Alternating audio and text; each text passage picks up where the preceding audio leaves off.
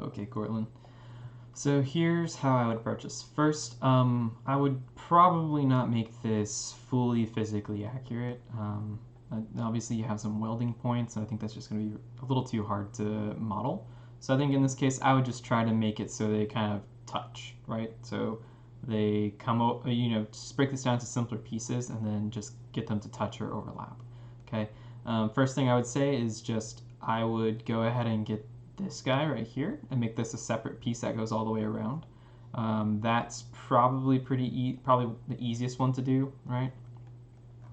Let's say this is my vase, and let's say hopefully it's lower polygon than this. Let's see.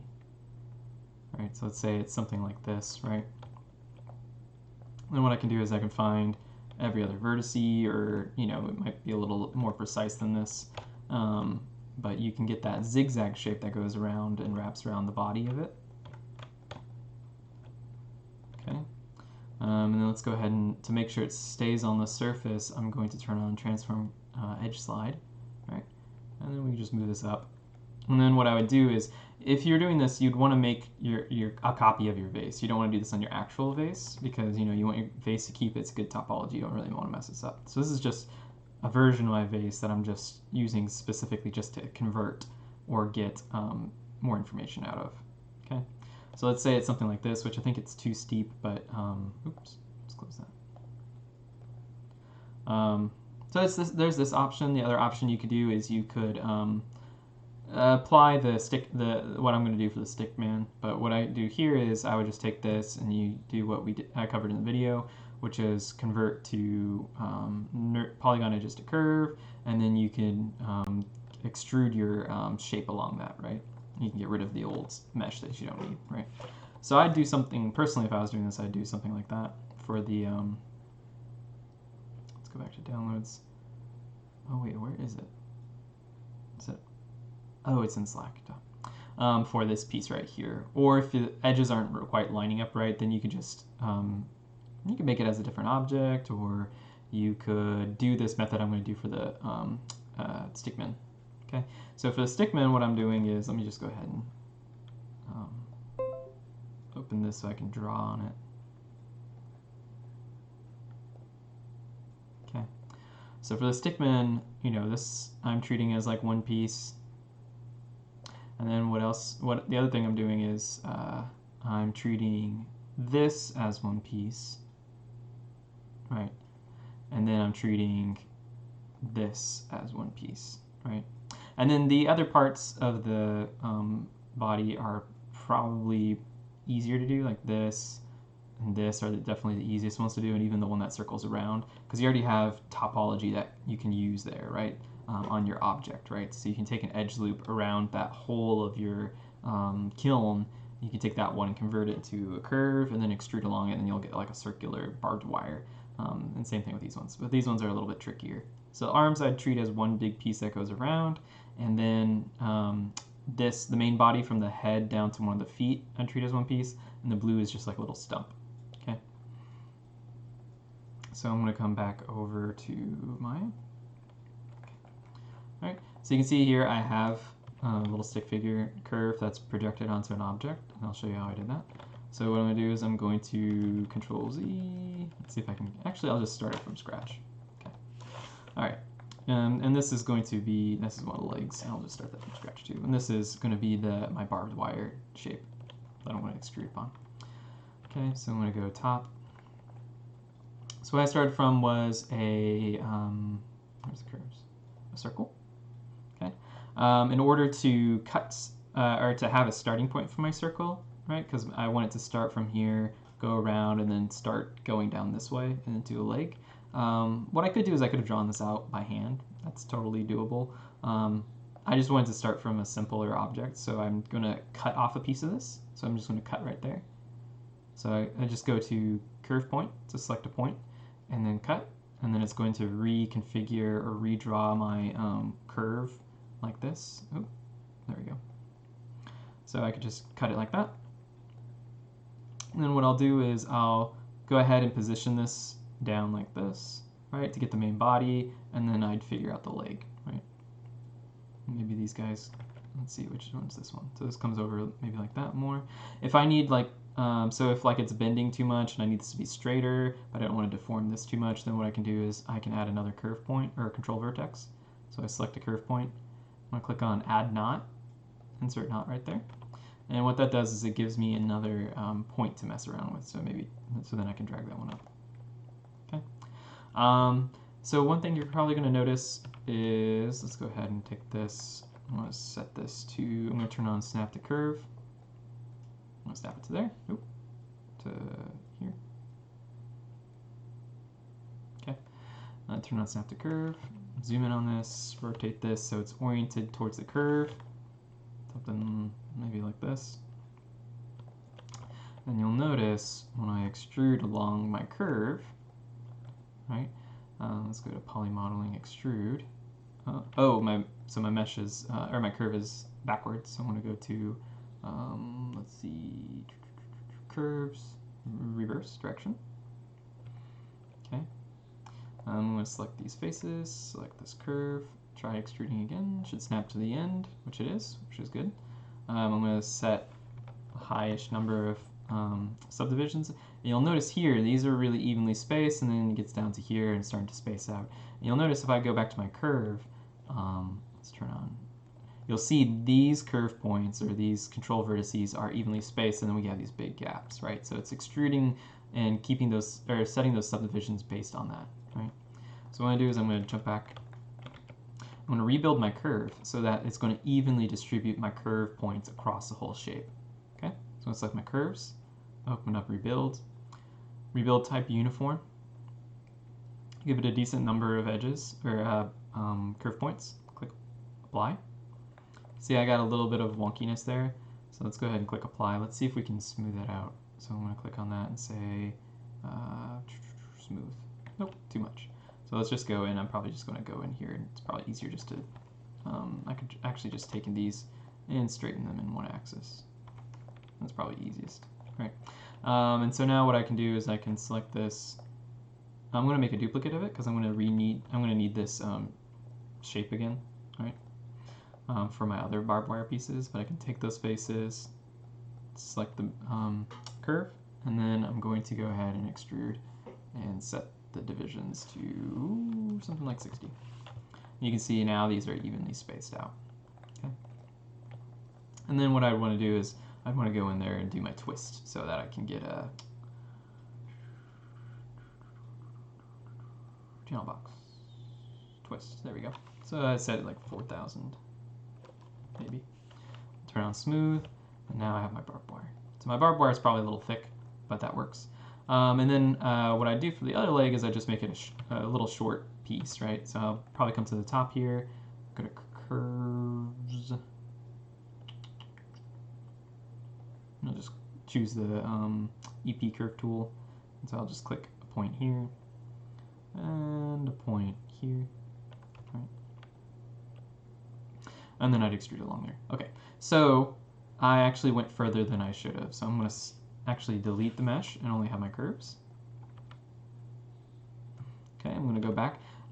Now I'm going to do the projection. So let me go ahead and move my little curve, my little rebar subdivision piece out of the way. And I'm going to take these curves and I'm going to rotate them. Okay, so they're kind of straight. Okay, and then I'm going to move them forward. Not this guy. Get out of here. Okay, and then I'm going to grab my object. So let's say this is my object.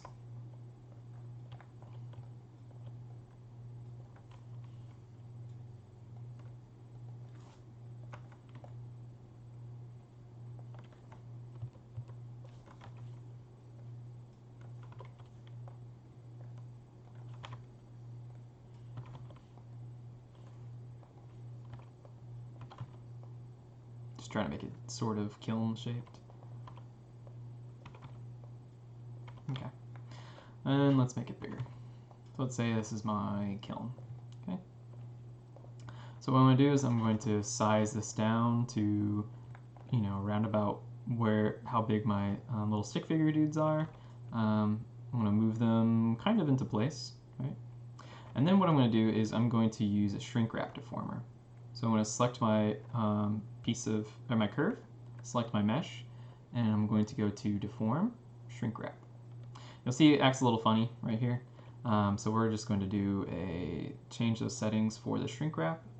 Okay, I'm going to turn off the projection from toward inner object instead of do closest, right? So this does a pretty decent job. You'll see the shape is kind of distorting a little bit. What we can do is, if it's good enough, we can just tweak it later. Another thing you can do is, just like how I did to create get that zigzag, I can take a duplicate of my object. So I'm going to duplicate my main vase shape, and it probably needs more subdivision levels. So what I'm going to do is I'm going to go mesh smooth, because what it's doing is projecting this curve onto the vertices, and if there's not enough vertices in that area, they're going to kind of be pulled in a funny way. So I'm going to go mesh smooth and just give it a few subdivision levels. We're not going to use this mesh, right? Like, we're going to delete this when we're done, but I'm just going to use it so I can do the projection. Or for this shrink wrap deformer. So I'm going to go here, shrink wrap, okay, and I'm going to come to the shrink wrap settings. Ooh, where's the shrink wrap? There it is. Okay, I'm going to change this back to closest, and it's still a little wonky, but you can see it's better, all right? Then what I can do is, if I want to keep that, let's do the same thing on this guy too. Let's see if we can do it like that. And then shrink wrap this one, I want to do closest. There we go. So what I'm going to do now is to lock in my deformer, I'm going to delete all by type history. Okay, I can delete this proxy object I created, and now I have my curves shrink wrapped to the shape of my vase, right? I can bring back my normal vase. Let's say this is my normal vase, right? And maybe I'll take these guys and move them out a little bit just so they're a little off the surface, right? And then I can do the normal thing where I just, extrude that shape, my little barbed wire shape, along this guy to make my barbed wire with like the normal settings, okay? And then if I need to, looks kind of like a cat mouth, but if I needed to circle this around my object, what I can do, like if I need to duplicate it, I'd make it once, like the main stick figure, and then let's say I've already made it. Let's say this is it actually has a barbed wire shape on it. I just don't want to go through the whole process. Actually, let's see if I can go. Let's do bonus tools, modeling, curve to tube mesh, and let's set that to a good setting. Where is it? Okay. Orientation. Let's see if I can do this. Oh, okay. Whoa, whoa, there it is. Length. Let's increase these subdivisions. Whoa.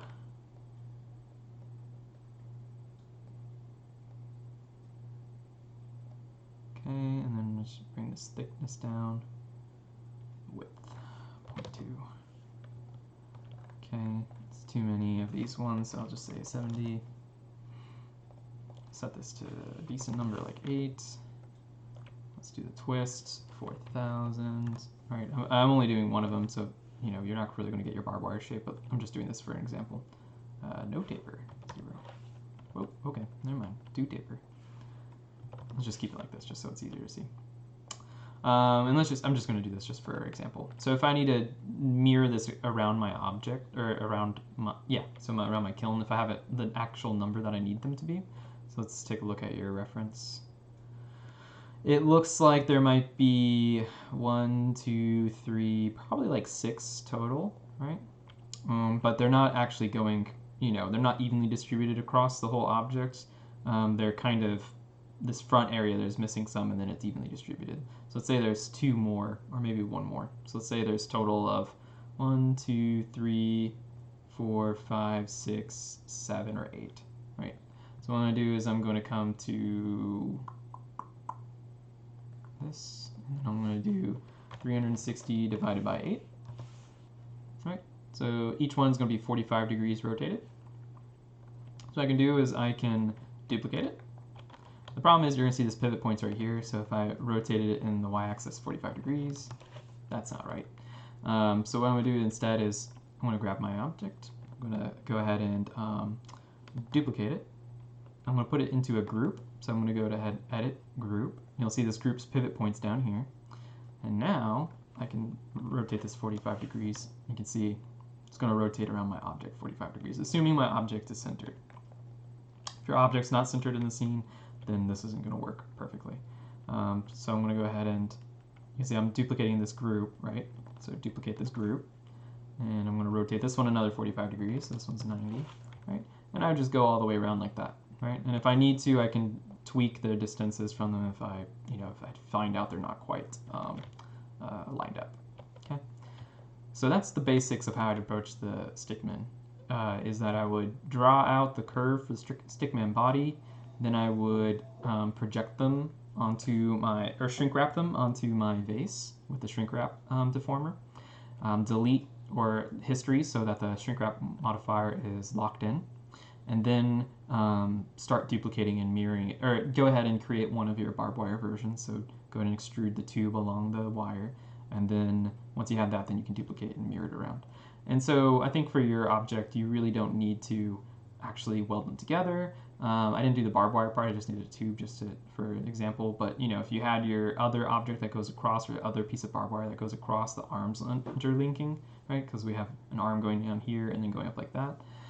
Then I would just make sure that's just kind of floating a little bit above it, or it's just placed just right so that they're not intersecting. And you can just go in and you can manually grab a vertice and pull it off or something like that.